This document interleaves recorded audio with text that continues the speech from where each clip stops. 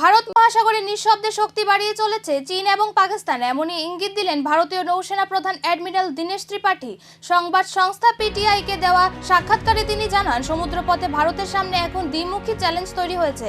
একদিকে চীনের ক্রমবর্ধমান উপস্থিতি, অন্যদিকে পাকিস্তানের নৌশক্তির আধুনিকীকরণ। গত কয়েক বছরে ভারত মহাসাগর ও তার আশপাশের অঞ্চলে চীনের কার্যকলাপ উল্লেখযোগ্যভাবে বেড়েছে। শুধু তাই নয়, পাকিস্তানের নৌবাহিনীকেও আধুনিক অস্ত্রে সজ্জিত করতে সাহায্য করেছে বেজিং।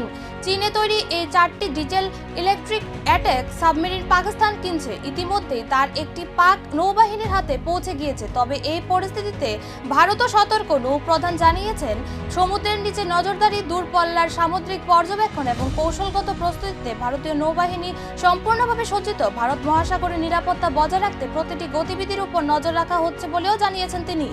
চীন পাকিস্তানের সামুদ্রিক সমন্বয় যত বাড়ছে, ততই গুরুত্বপূর্ণ হয়ে উঠেছে ভারত মহাসাগরের কৌশলগত লড়াই। প্রশ্ন একটাই, আগামী দিনে এই জলসীমায় শক্তির সমীকরণ ঠিক কোন দিকে মোড় দেবে? তারই উত্তর এখন খুঁজছে গোটা বিশ্ব।